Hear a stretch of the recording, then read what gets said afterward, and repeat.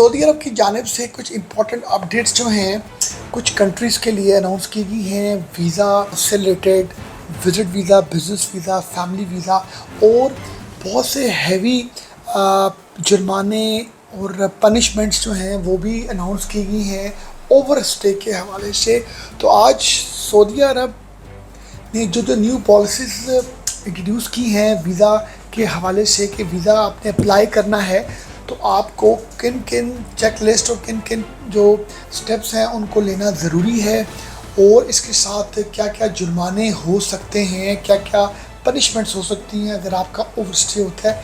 तो जो लोग Pakistan, Bangladesh, Indonesia, Egypt, Jordan, Mexico, India से जिनका ताल्लुक़ है, इनके लिए वीडियो बहुत ही इम्पॉर्टेंट है। सऊदी अरब ने वीज़ा के हवाले से एक न्यू पैकेज इंट्रोड्यूस किया है, एक वीज़ा को लेके एक नई पॉलिसी बनाई है।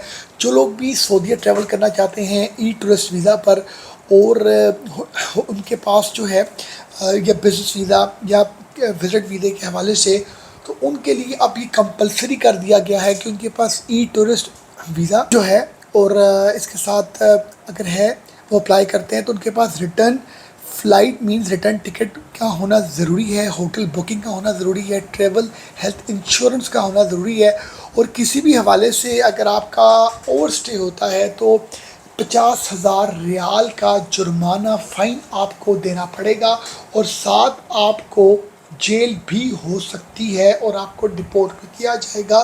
तो ये पॉलिसीज़ बहुत ही स्ट्रिक्ट सऊदी अरब ने की हैं, और किन कंट्रीज़ के लिए की हैं? Pakistan, India, Bangladesh, Egypt, Jordan, Indonesia, Mexico.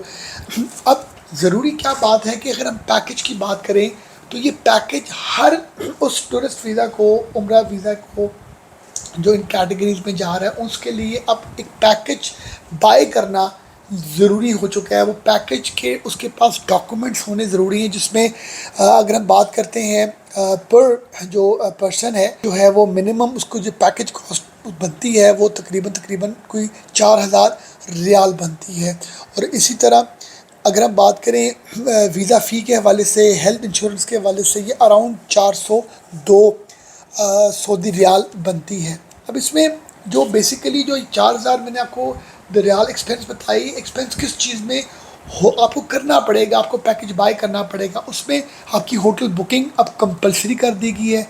Hotel आपका मस्ट बी 4 स्टार अबव हो जो approved by Saudi ministry of. ऐसा नहीं है कि आप किसी भी होटल की बुकिंग अटैच कर दें और आप वीज़ा लेने के बाद जब आप एयरपोर्ट जाएंगे तो आपको ट्रैवल नहीं आपको करने देंगे, और इनफैक्ट आपका वीज़ा भी ग्रांट नहीं होगा।